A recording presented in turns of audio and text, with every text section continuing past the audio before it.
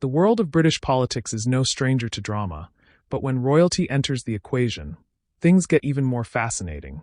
In an unexpected turn of events, King Charles III has made headlines with remarks that many see as a direct and rather humiliating blow to Labour leader Keir Starmer.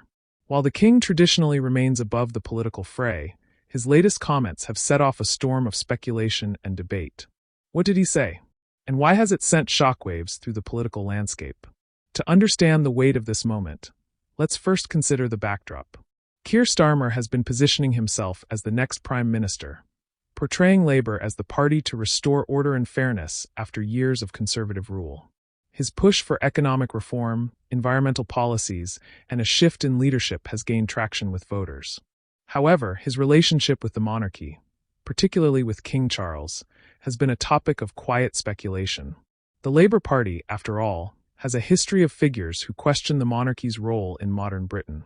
And with the UK facing political uncertainty, tensions between elected leaders and the Crown are nothing new. Now enter King Charles, a monarch known for his long-standing advocacy on climate change, social issues, and most importantly, his subtle yet unmistakable way of making his opinions known. Unlike his mother, the late Queen Elizabeth II, who was the epitome of diplomatic restraint, Charles has never shied away from sharing his views, albeit in a carefully measured way. This time, however, his words carried an edge that few expected. During a recent public engagement, the king was asked about the current state of British politics. While his response was seemingly neutral, one particular remark stood out. He referenced the need for experienced and steady leadership in times of uncertainty, and noted that history has shown the perils of change for the sake of change. Now, on the surface, that might sound like a simple observation, but in the context of Starmer's push for radical policy shifts, many took it as a clear dig. Was the king subtly questioning whether Starmer had the experience needed to lead? The reaction was immediate. Political analysts dissected every word, with some arguing that Charles was merely echoing concerns felt by many Britons about instability. Others, however, saw it as a not-so-subtle indication that the monarch had serious reservations about Starmer's potential leadership. Conservative MPs were quick to seize on the moment, using it to fuel the narrative that Starmer is untested and risky. Meanwhile, Labour supporters brushed it off, claiming it was being blown out of proportion. But then, things took an even more dramatic turn. Just days after the king's comments, Starmer himself was asked about the remark during an interview.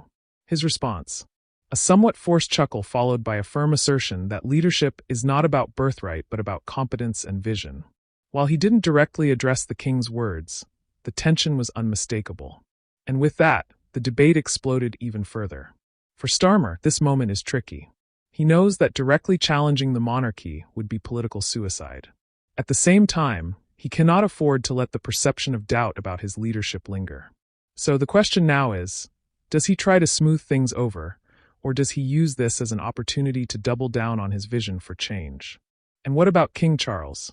While he may not have openly criticized Starmer, his words will linger in the minds of voters. His role as a constitutional monarch means he will not interfere in politics directly, but his influence is undeniable. If the public perceives that he has concerns about Starmer, it could have a subtle yet profound impact on how people view the Labour leader as the next election approaches. One thing is certain: British politics just got a whole lot more interesting. Whether Charles meant to publicly humiliate Starmer or not, the effect is the same. Questions about leadership, experience, and stability are now front and center. And in a political landscape where every word matters, this unexpected moment could shape the conversations leading up to the next election. What do you think? Was this a mere coincidence, or did King Charles just send a carefully veiled message to the entire nation?